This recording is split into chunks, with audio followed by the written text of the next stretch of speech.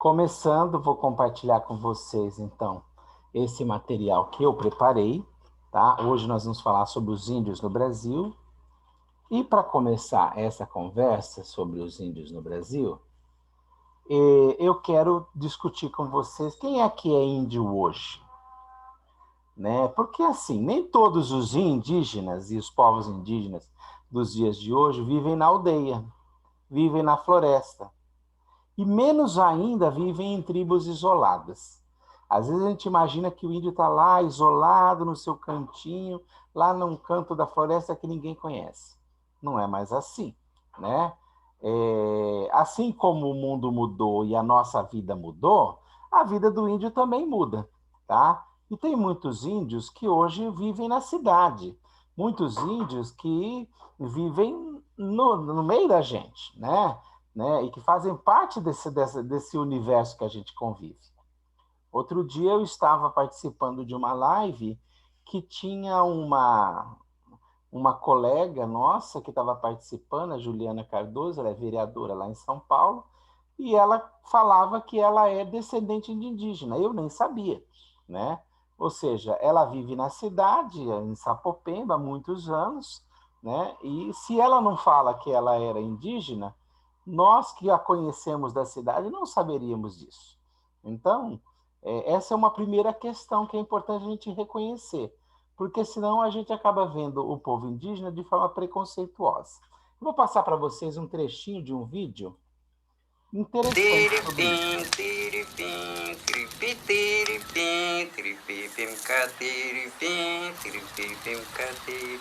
Katawha baniwa nai. Katawha ye magapehe paitenako. Amazônia rico. Wani kawa mana nitsa. We makayaka. Karunko akawan here. Daritsa wanako kawa paramarita. Wainha kawakapi iyo. Watakha wachikure pakuwaka. Nhawahiuka, Brasil. Nhausakapakwe paka. Kametsa watipikaka vintakete iyo. Metsaka dupia upi 1500 anos. Piakazu. Nete panza puaza que na kaya pikada que pinevika. Nya wataite wa maka kewe we maka ima wa neviki kakani.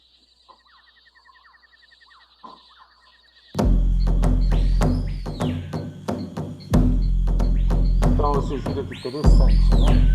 Ele vai fazendo a gente pensar nisso. Ele vai assim, tá vendo? A gente tem um monte de visão sobre o índio, né? Então a gente imagina que o índio anda pelado, que o índio, né, tem um jeito próprio de viver, e a gente muitas vezes quando fala do índio, a gente pensa nesse índio que viveu em 1500. A gente não imagina, né, esse povo que está aí, né, e que vive no meio da gente, e que ainda hoje faz parte da nossa história.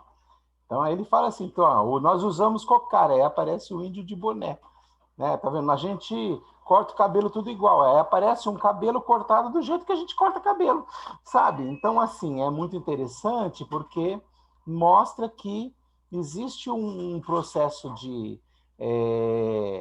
aculturação, né? Aonde esse índio ele vai se envolvendo e se relacionando, e na medida que ele vai se relacionando com a gente, ele também vai fazendo parte da nossa cultura, né? Então ele fala assim, estamos isolados, aí aparece lá uma tela de televisão. A gente não está conectado e aparece eles com o celular na mão. Então, assim, por quê? Porque a gente tem muitas vezes uma visão, né, do povo indígena a partir daquilo que é nosso imaginário, né, do que é o indígena nos dias de hoje. Bom, diferentemente desse índio que nós temos hoje, 5 séculos atrás, quando o Cabral chegou ao Brasil, esse Brasil ele era um país totalmente, né, não existia Brasil ainda, mas esse território ele era ocupado pelos povos indígenas, né, de norte a sul do país, né, de norte a sul desse território que depois viria a ser o Brasil. Né? Povos que falavam diferentes línguas, que tinham culturas diferentes, né? E que se espalharam ao longo do litoral, como, por exemplo, os tupinambás. Quando a gente fala dos tupinambás, nós estamos falando daqueles povos mais antigos com os quais Cabral se encontrou quando ele veio para cá. Os povos tupinambás são um povo que saiu lá da região da Amazônia há mais de 12 mil anos atrás, foi se espalhando pelo território. Eles eram povos guerreiros, eles eram canoeiros, e assim eles foram incorporando os territórios, foram conhecendo e foram se espalhando pelo território. Tá? E, portanto, quando o Cabral chegou aqui, ele encontrou vários desses grupos de tupinambás espalhados por toda a costa. Então, ele vai encontrar os tupinambás lá na Bahia, depois ele vai encontrar os tupinambás aqui na costa de São Paulo, aqui na região de Santos, e assim por diante. Bom, para a gente entender um pouco melhor isso, eu vou passar para vocês um trecho de uma aula que eu dei sobre esse assunto no ano passado. Vamos ouvir. Sim. Os povos que Cabral encontrou. Quando Cabral chegou aqui em 1500, os povos que ele encontrou eram povos que faziam parte de sociedades tupinambás. Não os primeirinhos, não. Para falar a verdade, aquele primeiro grupo que Cabral encontrou lá nas praias de Salvador, nas praias de Porto Seguro, desculpa, né, nas praias lá da região onde ele chegou, eram tupiniquins. Tá? Só que os tupiniquins eram inimigos, inclusive, dos tupinambás. Né? Os tupinambás tinham muito mais presença no território. Então, aqueles que vão ser pesquisados aqui no nosso assunto, nossa pesquisa, serão os tupinambás, que eram um povo rival dos tupiniquins. E por que era rival? Porque uma característica desses tupinambás, e que são aqueles que ocupavam quase toda a costa da época, eram sociedades igualitárias de guerreiros. O que é uma sociedade igualitária? Uma sociedade igualitária, em primeiro lugar, é uma sociedade que vive, né, à base da troca. É uma sociedade em que aquilo que é produzido é de todos.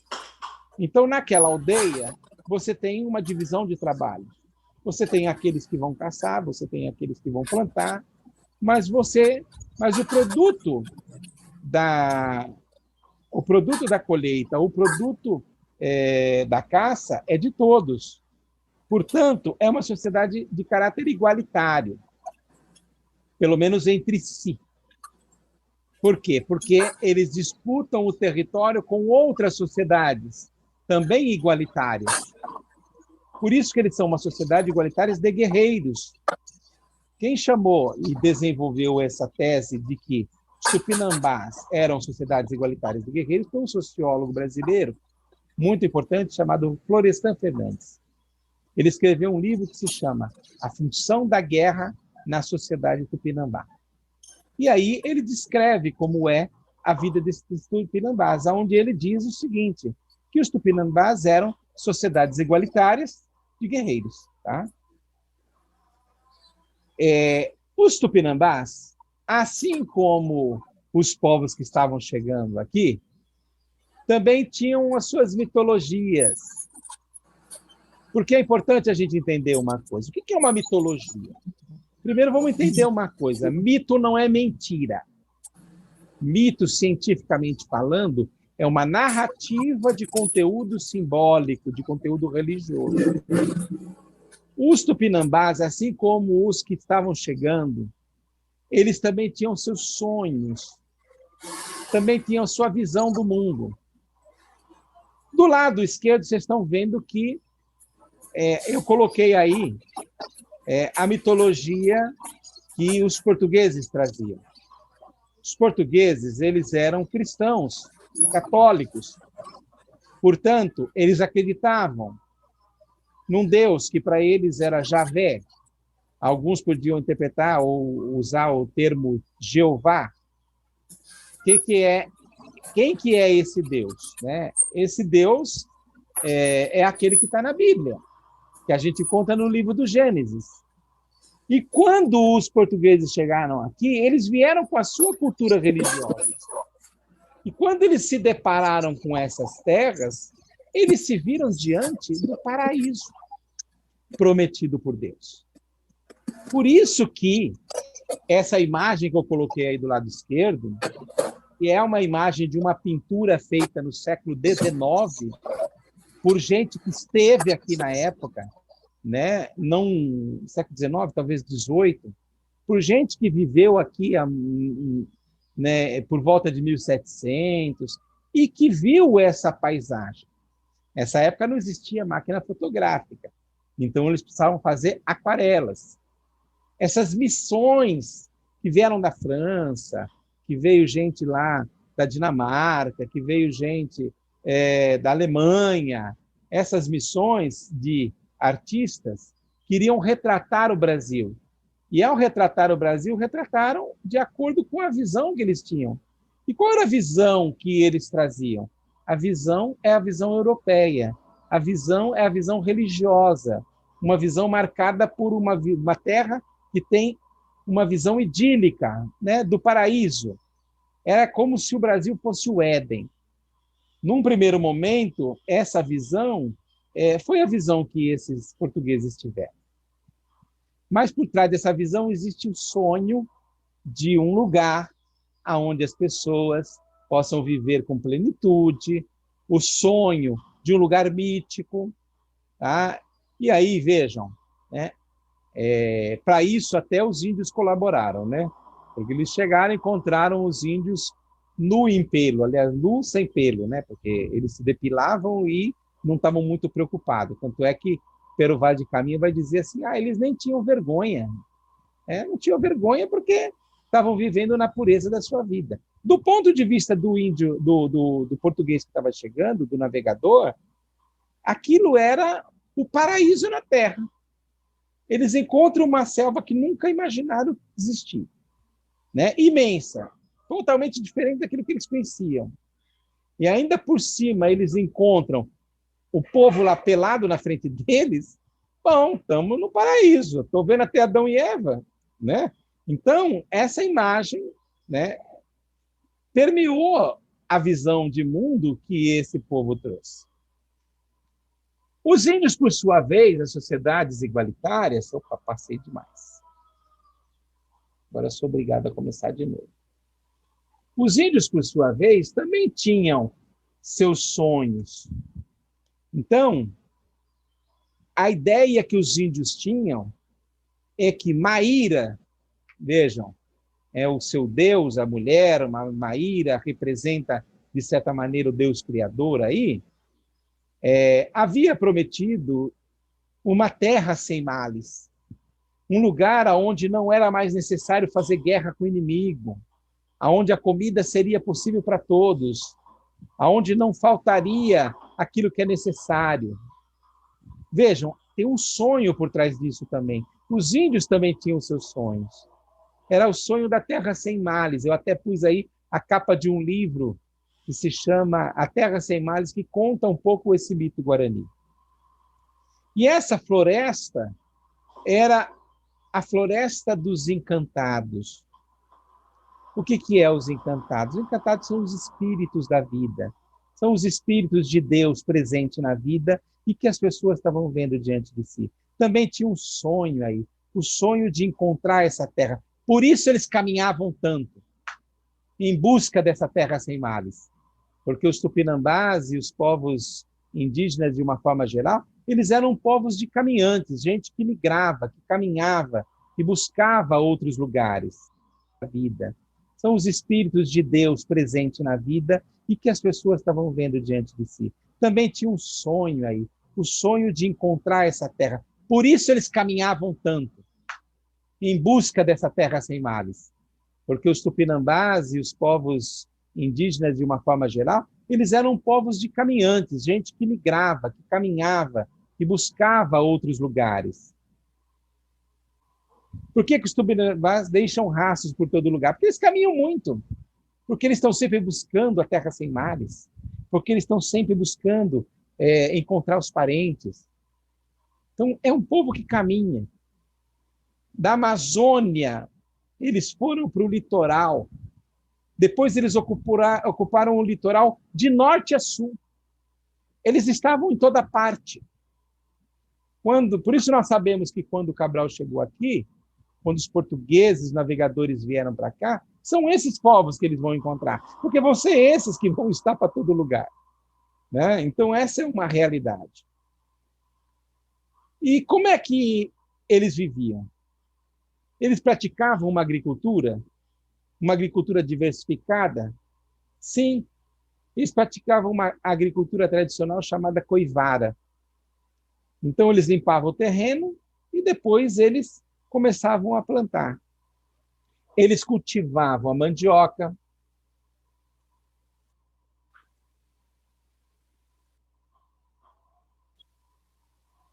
Eles cultivavam a mandioca doce, a mandioca amarga, que eles chamavam de a mandioca brava.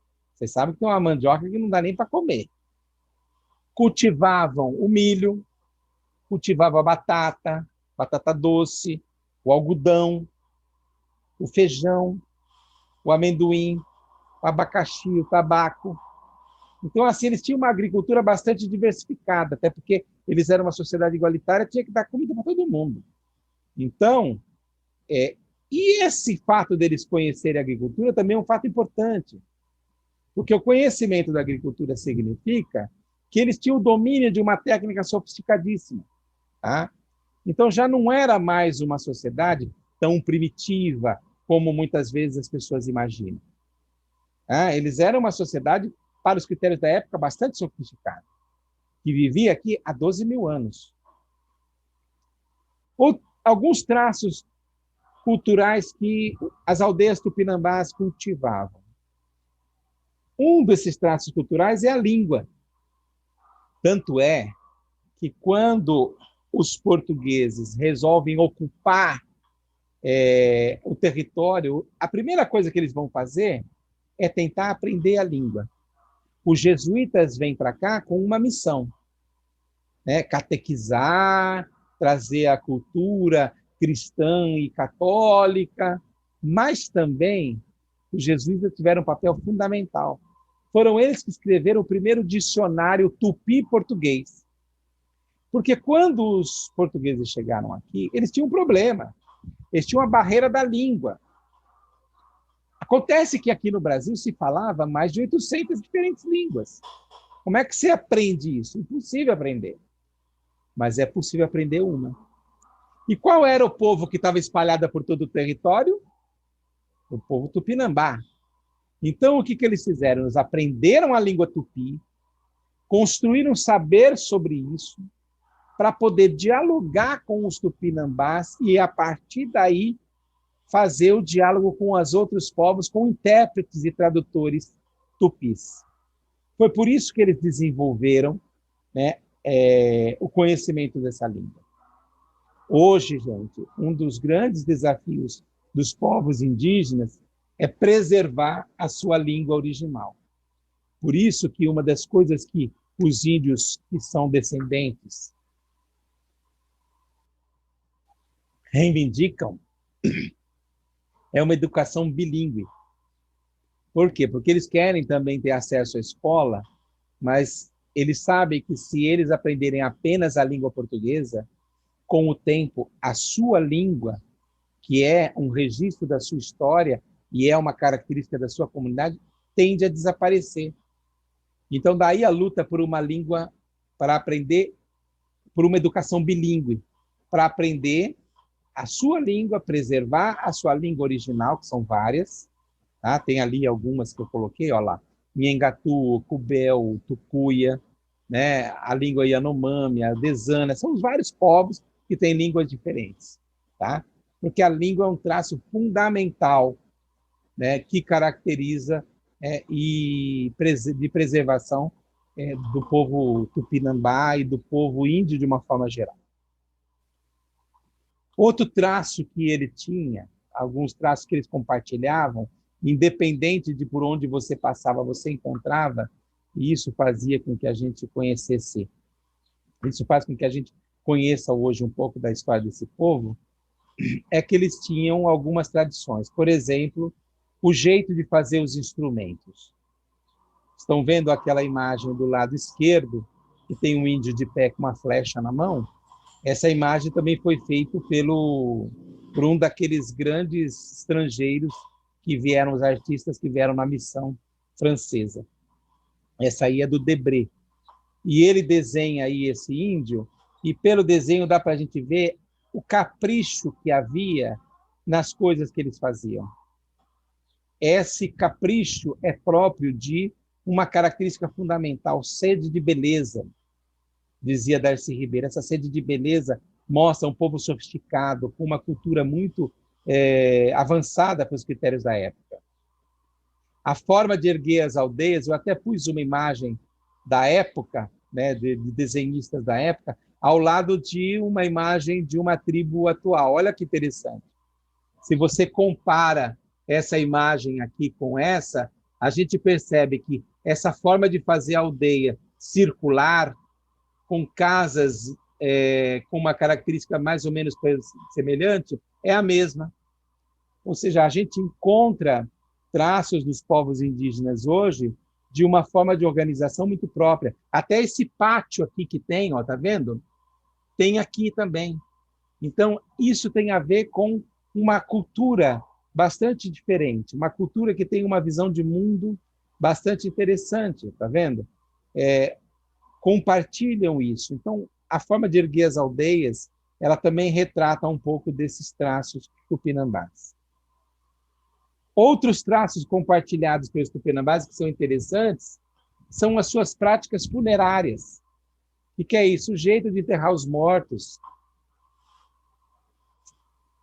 Uma coisa muito interessante que os tupinambás faziam era o sepultamento secundário. O que é o sepultamento secundário? Ele tirava os ossos de um determinado lugar onde aquele corpo tinha sido enterrado inicialmente, faziam uma urna funerária, colocavam presentes, enfeitavam essas urnas, faziam ela bem bonita e depois reenterravam nessas vasilhas decoradas. Ou seja, um cuidado com aquele ente querido muito grande. A preocupação de preservar esses ossos depois de algum tempo, porque vocês sabem que se o osso é deixado na terra, ele vai se decompor com o tempo. Mas aí havia uma preocupação em preservar os seus ancestrais de alguma maneira. Isso significa que eles tinham práticas funerárias bastante próprias da sua cultura. A arqueologia confirmou a visão europeia de que os tupinambás eram selvagens? O que vocês acham?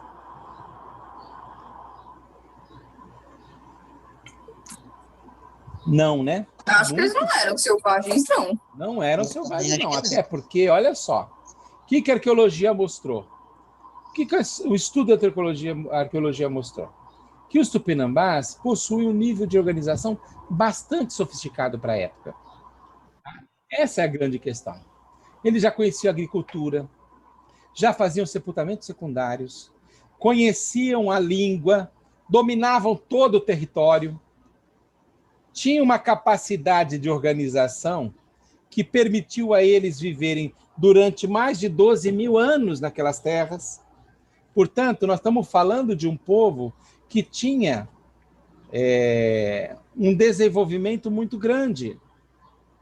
É claro que é um desenvolvimento diferente daquele que nós temos hoje.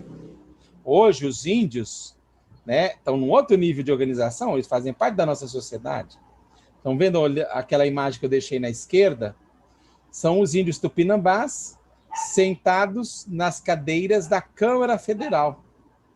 Eles foram para a Câmara Federal para exigir os seus direitos de demarcação de terras. Então, assim, hoje são parte da nossa sociedade. Tá vendo? Essa Índia do lado direito, né, com a bandeira do Brasil, faz uma denúncia para o nosso tempo, né? Quer dizer, é uma forma de dizer nós também somos brasileiros. Nós também temos direitos como povo indígena.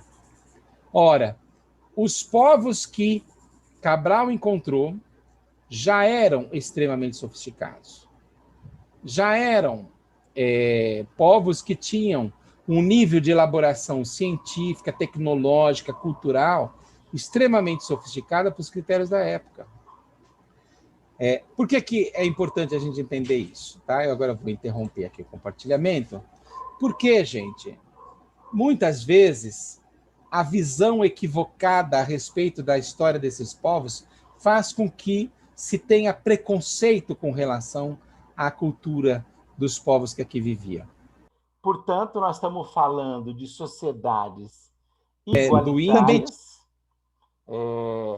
que produzem de forma igualitária. O que significa isso? Todo mundo trabalha e o produto do trabalho é de todos. Nós estamos falando de uma sociedade que, da época em que os portugueses chegaram, era uma sociedade de guerreiros. Então, o que acontecia? Eles eram igualitários na comunidade, mas eles tinham rivais entre eles, porque eles precisavam de disputar o território. É daí que vem, por exemplo, essas práticas da chamada antropofagia ritual, né? Que, infelizmente, muitas vezes, de forma preconceituosa, é chamada de canibalismo. Havia um ritual, né? E esse ritual era mais ou menos assim. Havia a crença de que comer o inimigo, né? Diz que deglutir o inimigo, né? Degustar o inimigo, era uma forma de trazer e carregar para si a coragem que esse guerreiro trazia. Então havia uma dignidade nesse processo e era um ritual. Tanto é que tem uma história interessante que, quando veio um europeu para cá, ele foi capturado pelos tupinambás. E ele não era comido. Sabe por que ele não era comido? Porque toda vez que avisavam ele que ia chegar o momento da sua decapitação e da sua morte, ele danava a chorar. Ele chorava desesperadamente, entrava em pânico, desespero. Aí os tupinambás falavam: não, mas nós vamos comer isso aqui, nós vamos virar tudo covarde, nós vamos virar tudo gente sem nenhuma coragem, né? Então, não era isso que eles queriam, né? Então, havia uma questão ritual aí, então, que não combinava com o modo de vida dos povos que aqui chegavam. Haviam vários mitos de origem, como eu falei para vocês ali, da Terra Sem Males. Essa imagem que está do lado, que eu coloquei, é do índio Ailton Krenak, que vocês já viram, que eu já falei sobre ele, que ele resgata muito dessa coisa da mitologia indígena como parte mesmo, né, de um sonho do bem viver, um bem viver de todos, que ainda é sonhado pelos povos indígenas nos dias de hoje. E a grande questão, e uma das grandes questões que estão colocadas com relação à questão indígena ainda nos dias de hoje, é o problema da terra. Porque a terra, dentro da sociedade que nós vivemos, ela tem um valor, e tem um valor de ordem capitalista, um valor monetário, o que é diferente do olhar indígena para a questão da terra. Tem um famoso texto indígena lá da sociedade, um famoso texto indígena lá da região, por exemplo, dos Cheyennes, lá nos Estados Unidos, que conta que esses povos indígenas eles tinham uma outra maneira de ver a questão da terra. Inclusive, muitos desses povos, eles olhavam para a questão da terra e diziam: peraí, como assim eu sou dono da terra? Na verdade, eu não pertenço à terra, né? A terra não pertence a mim, sou eu que pertenço à terra, sou eu que faço parte da natureza, né? Então, havia uma visão completamente diferente. E a questão das terras indígenas é fundamental. E ainda hoje é um problema que a gente tem, que é a questão da demarcação das terras indígenas, para que esses povos, né, ou os remanescentes desses povos, continuem preservando a sua vida e preservando a natureza. Para a gente entender isso um pouco melhor, eu vou passar para vocês um pequeno vídeo da professora Lili, né? A Lilia Moritz Schwartz, é uma professora da Universidade de São Paulo, e nesse vídeo ela fala sobre as terras indígenas. A Fundação Nacional do Índio, a FUNAI, foi criada em 1967 para identificar, delimitar, regular e monitorar as terras indígenas. De acordo com a FUNAI, existem 462 terras indígenas regularizadas e que representam cerca de 12,2% do território nacional. O presidente Jair Bolsonaro decretou agora que a FUNAI não pertence mais ao Ministério da Justiça. Ela foi para a pasta do Ministério dos Direitos Humanos. Como é que essa mudança pode interferir diretamente na preservação dos povos nativos brasileiros? Atualmente, 130 terras estão em processo de demarcação e correm o risco de ter a sua regularização barrada justamente pelo atual governo. A disputa de terras no Brasil está entre os fatores que trazem mais mortandade no país. Já as populações indígenas são as mais atingidas por esse tipo de violência que lhes tira não só a vida, mas também os seus direitos constitucionais às terras que pertenceram aos seus ancestrais. Mas essa história, ela é bem antiga, data da época da descoberta, quando a mão de obra indígena foi utilizada ao lado da mão de obra africana. Segundo a antropóloga Manuela Carneiro da Cunha, estima-se que 1 a 8,5 milhões dos habitantes das terras baixas da América do Sul teriam perecido com a chegada dos europeus. Existe um consenso entre os historiadores sobre a magnitude da catástrofe. Eles diferem apenas no que se refere à proporção das perdas. Para alguns, de 1492 a 1650, a América teria perdido 1/4 da sua população. Para outros, a queda da população foi da ordem de 95% a 96%. Em ambos os casos, ocorreu um verdadeiro genocídio. Desde a época da colonização até os dias de hoje, tem se mantido uma atitude em relação às populações indígenas do Brasil. Os políticos imaginam que eles não têm direito à propriedade e à sua autoafirmação. Ora, também se procura fazer desses povos sem história, como se a única história na que eles deveriam ser incluídos teria que ser a história dos brancos colonizadores e europeus. Um bom exemplo desse tipo de perspectiva pode ser encontrado no romance Iracema, de José de Alencar, dos anos 1865. Iracema é uma nativa, uma jovem tupi, que se apaixona pelo Martim, que é um guerreiro europeu, dá à luz a Moacir, seu filho, que quer dizer justamente filho do sofrimento. O suposto desse romance é que a indígena vai morrer para que a nação ocidental, civilizada, sobreviva. Não é à toa que o nome Iracema representa um anagrama de América. Essa perspectiva vai adentrar também os tempos da República. Na República, o assim chamado problema indígena não é mais tanto um problema de mão de obra para ser utilizada na agricultura, e se transforma em outro problema igualmente sério, que é a questão da posse e propriedade de terra no Brasil. Agora o objetivo era a conquista territorial justificada a partir da noção de segurança dos colonos. As diretrizes eram duas: ou excluir, matar os índios bravos, ou então incluí-los na civilização, que significava de alguma maneira subjugá-los. As velhas práticas não têm mudado muito no Brasil. O que se alterou foi, de fato, o conceito de integração, com o Estado procurando trazer as populações indígenas para dentro da nação, porém buscando também descaracterizá-las. O tema também anda particularmente quente nesse momento, com os políticos, os industriais, as mineradoras, os empresários do agronegócio, particularmente interessados na questão indígena e, sobretudo, atualizando os mesmos argumentos que nós temos visto já apareciam no passado.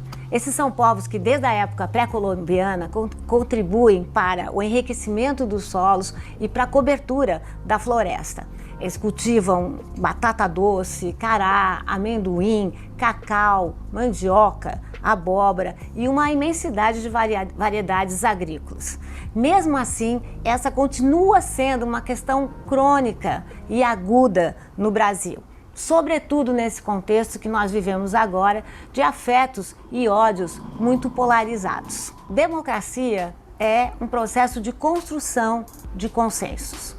Já os governos mais conservadores tendem a não respeitar os direitos das minorias. Ao contrário, procuram anulá-los e acabar com a sua história e ainda mais transformá-los em estrangeiros na sua própria terra. O reconhecimento desses sujeitos políticos faz parte de um contexto de expansão da nossa cartela de direitos democráticos.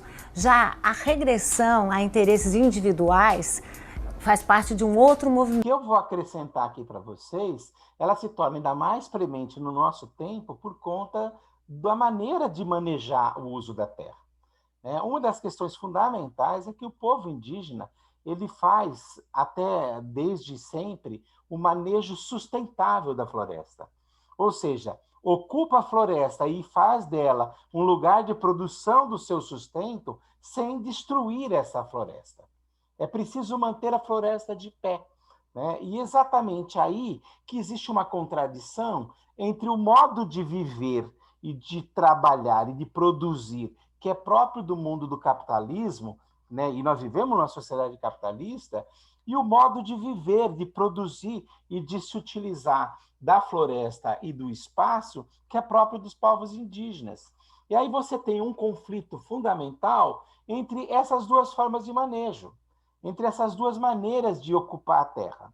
Tá? E aí você tem uma contradição entre uma visão capitalista do trabalho, e que muitas vezes foi imposta aos povos indígenas, e uma visão diferente, uma visão marcada por outras culturas, por outras lógicas. Tá? E é uma questão fundamental nos dias de hoje, porque boa parte dessas terras indígenas viraram os brumadinhos da vida, que a gente viu na TV, e onde o garimpo e a utilização das terras, por exemplo, do vale lá do chamado Rio Doce, se transformaram em verdadeiros rios de lama, aonde já não é possível mais nem a sociedade brasileira se organizar para conviver naquela região. Então, essa disputa entre esses dois modos de ver e de se utilizar a natureza, ela está na origem das chamadas guerras da conquista, quando os capitalistas vêm para o Brasil e impõem essa forma de trabalho que é própria dela. Então, vou pôr aqui um último vídeo que fala por que, então, a gente vai ter guerras de conquista. Por que vai ter uma contradição tão grande entre esses dois modos de ver?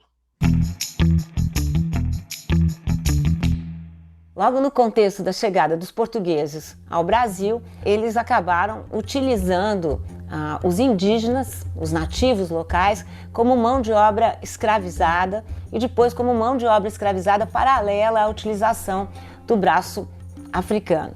Os indígenas foram, sobretudo, utilizados para, primeiro, a extração e exploração do pau-brasil e depois também para a exploração das drogas do sertão, ou seja, uma série de especiarias que eram comercializadas na Europa por preços muito elevados. Como uma forma de compensação, eles ganhavam o que era chamado de escambo, ou seja, alguns produtos, espelhos, miçangas, enfim, que eram dados como uma forma de comércio, de troca com essas populações. O que nós sabemos, no entanto, é que essa população foi altamente dizimada.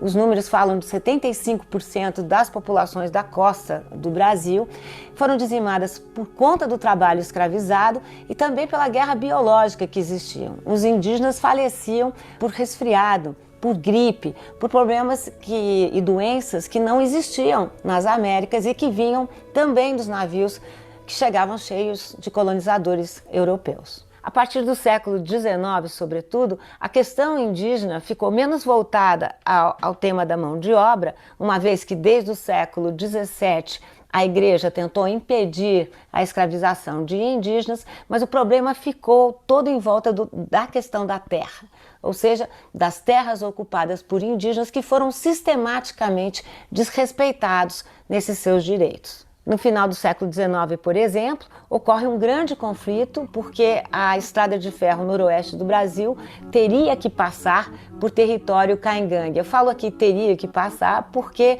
nesse contexto se usava até uma metáfora dos trilhos da civilização. Grandes intelectuais da época defenderam que os caingangue fossem dizimados. Esse foi de fato um grande conflito que tomou a época do Império, mas também o começo da República, e teve como resultado quase o final dessa população caingangue, que nos dias de hoje agora vem batalhando e construindo suas formas de identificação. Mas esse não é um tema, uma questão do nosso passado, né? Do século XVI, XVII, XVIII e XIX.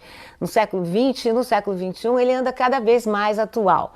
No momento presente, nós sabemos que empresários dos setores do agronegócio, mineradoras, industriais, têm constantemente evocado o passado como uma forma de legitimar um movimento de tomada das terras dos povos indígenas. Eu vou ler alguns dados aqui para vocês. A despeito das terras indígenas serem garantidas pela nossa Constituição, no capítulo 8º do título 8º, segundo o Conselho Indigenista Missionário, o CIMI, pelo menos 68 indígenas são assassinados todo ano no nosso país, e sempre em conflitos, guerras ligadas à questão da terra. Só em 2015 assassinaram mesmo 137 pessoas.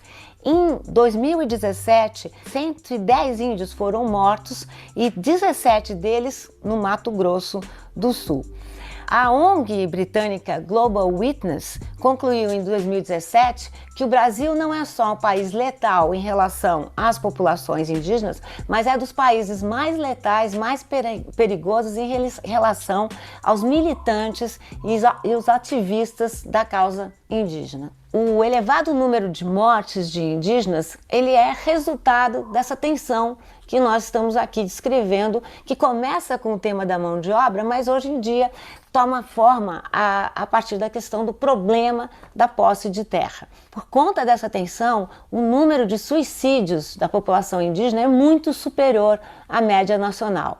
Também o número de mortes de crianças indígenas supera de longe a média nacional. Vou dar mais alguns dados para vocês aqui.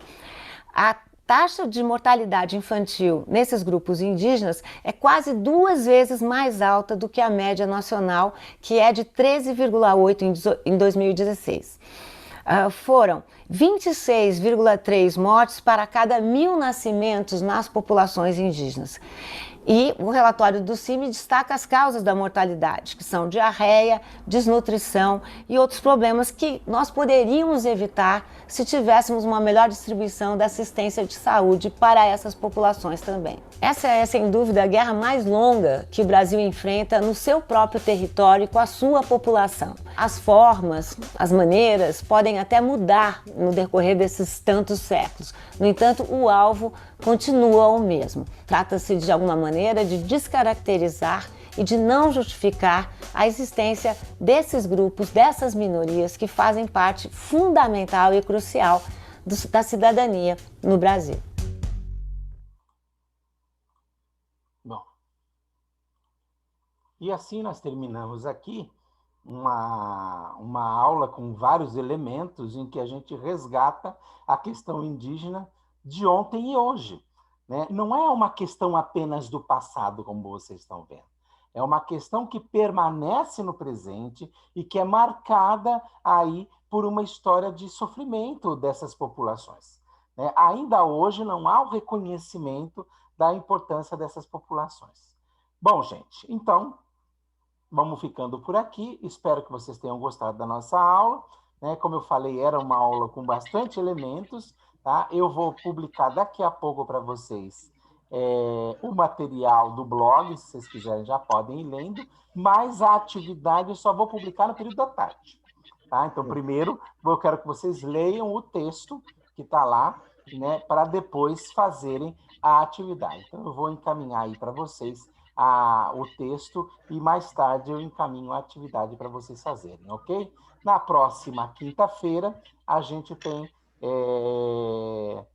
aula sobre esse assunto também às 9 horas, onde a gente vai então fazer a correção das atividades que vocês farão, ok? Beijão, até a próxima aula.